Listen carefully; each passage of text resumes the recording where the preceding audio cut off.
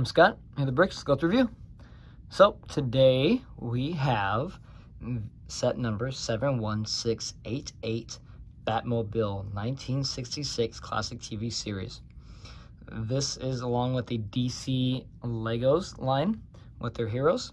It retails for $30. It was released in 2021 of April, and it's not retired. It's still running. Temporarily out of stock right now on Lego, but you can find other places for $30. I've been sitting on this for a minute, and it's been on my shelves, and I thought I'd go ahead and review it because I love it. And I really like the Batman lineup they usually do, and especially for 1966 Batman.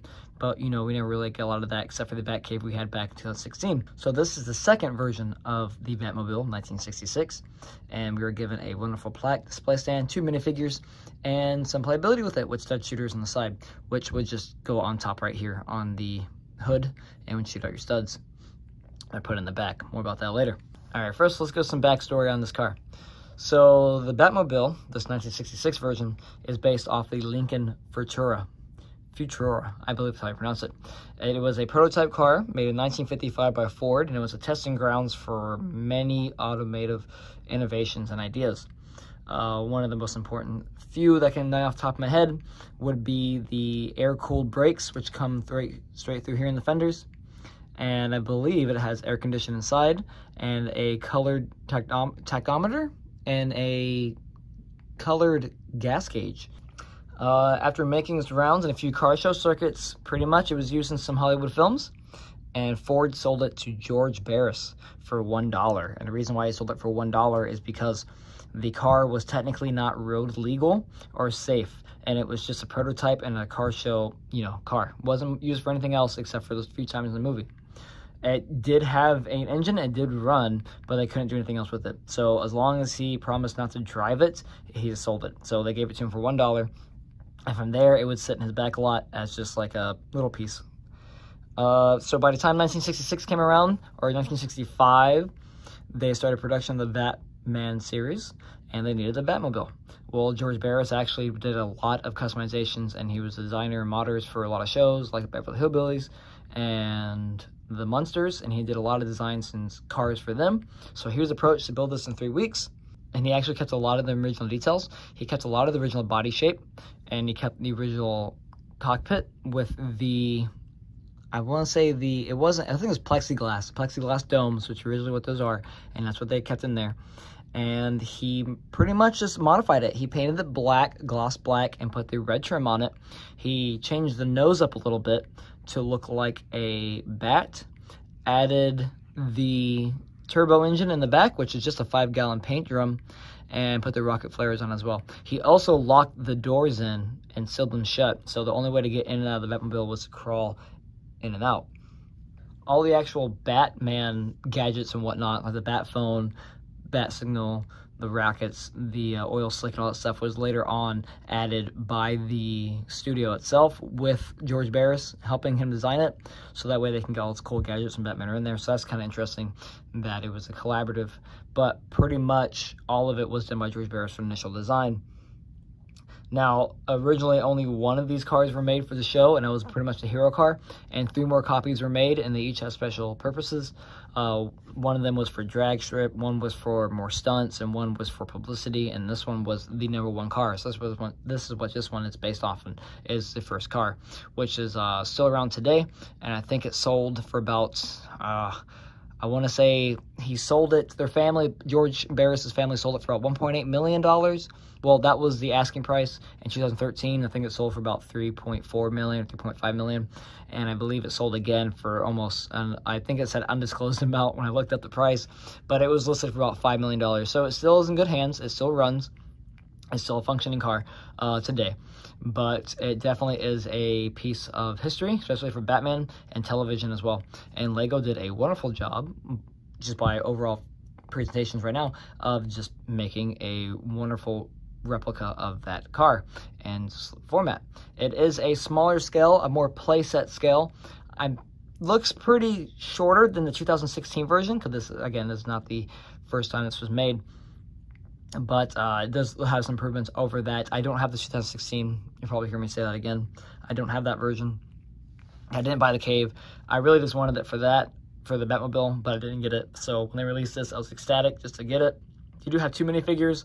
You got Joker and you got Batman, and more accessories in the back. And plus a lovely display case, well, stand, sorry, and a plaque with detail with Adam West Batman right there. All right, well, let's get into minifigures. All right, let's go minifigures. So we have 2 for the set. Sadly, no Robin, which is always kind of sad on this. I wish it did come with Robin. I don't really care for the Joker as much. It is great to have a Cesar Romero Joker. It is really great to have that 66, and there's some detail on that. We'll talk about that later.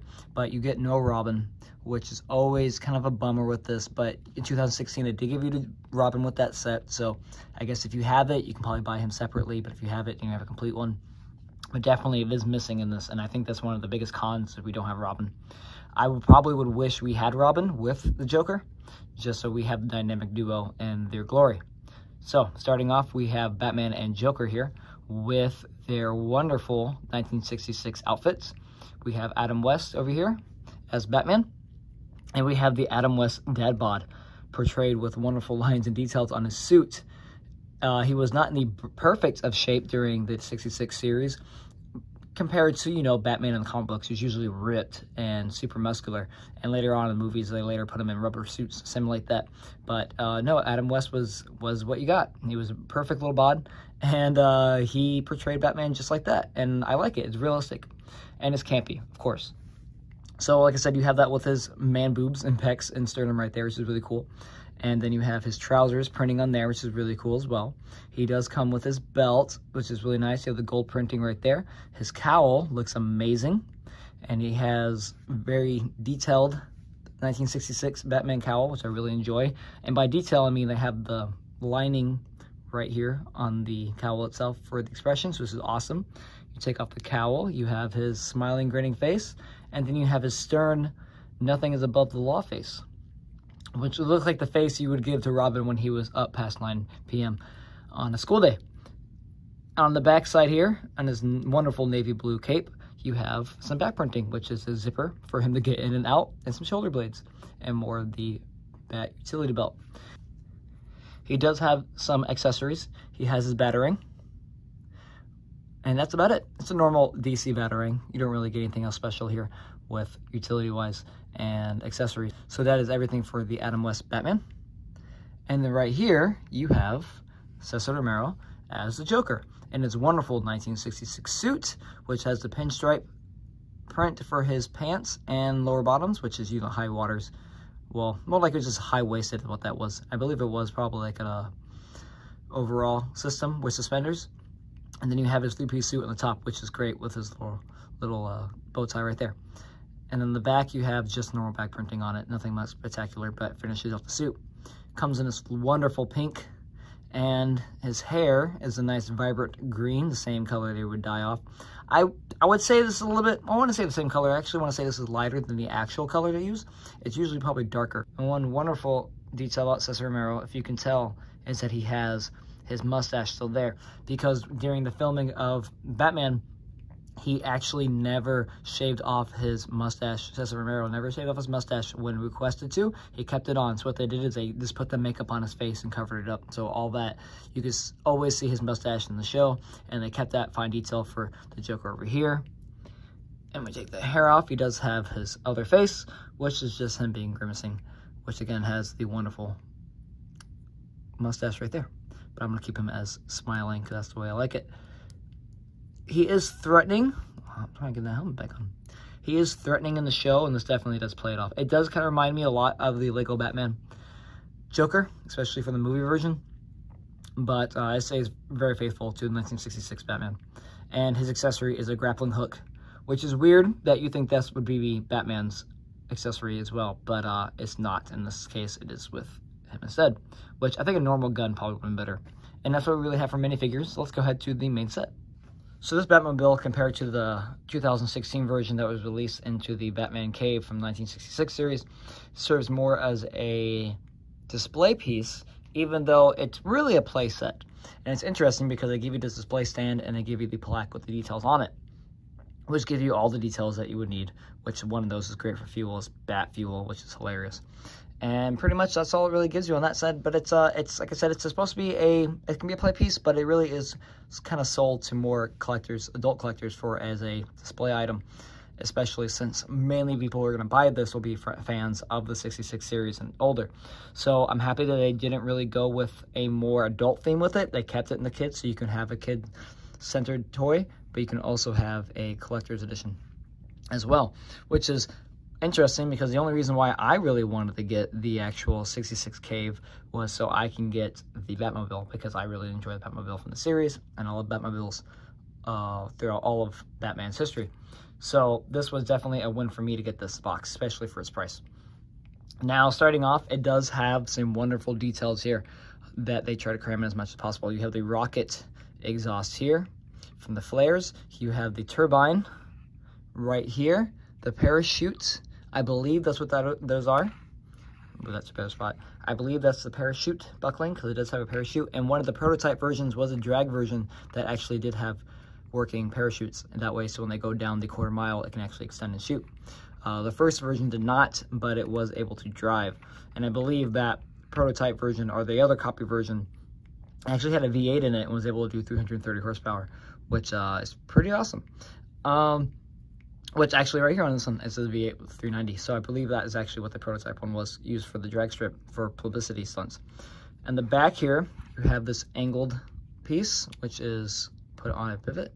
And we have some stud shooters and more accessories.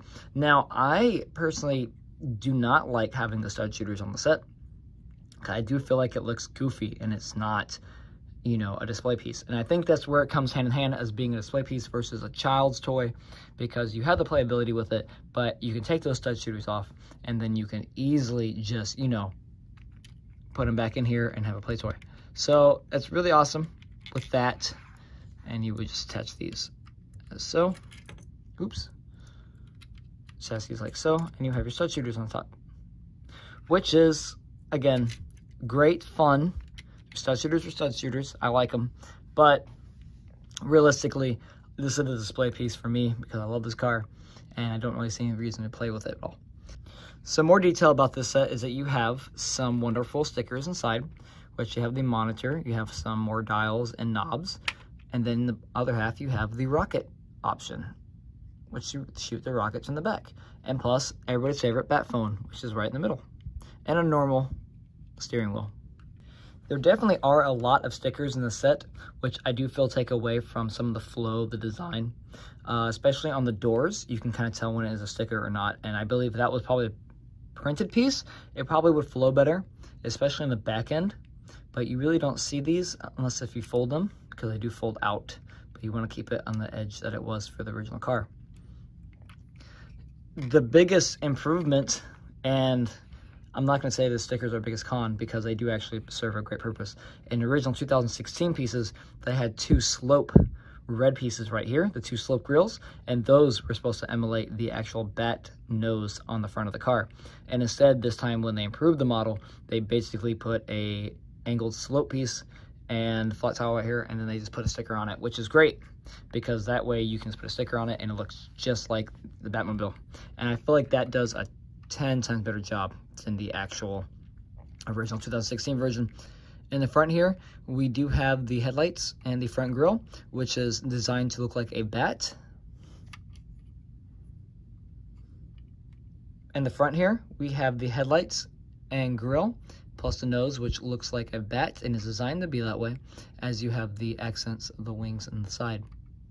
Which, now looking at it, it definitely does have a Batman-esque, not even Batman, but it has a bat-esque look to it, and looks menacing, especially for being in the 60s. And that lovely radar dish right here, which always looks wonderful in that nice gold. For the plexiglass dome, they use some translucent slope pieces and then some flat slope tiles as well to finish it off, which it does the job. I'm not complaining about it. It does look pretty cool, and it's the best way they can do unless they made a custom windshield, which I don't think Lego doing the same time soon for this set.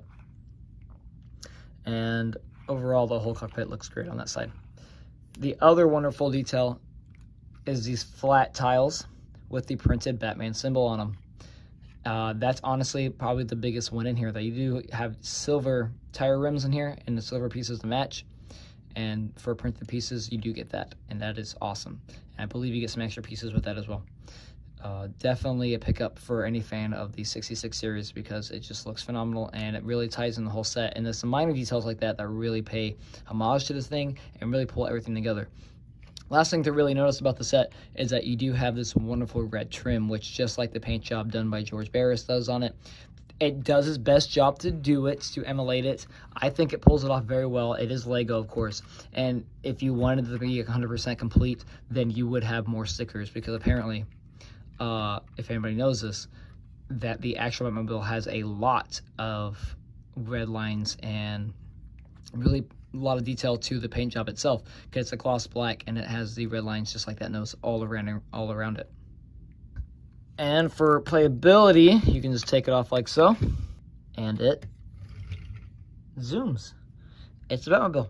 It's fantastic. I think they do a great job of molding out the Lincoln Futura. I think this is probably one of my favorites. Piece of inside right there.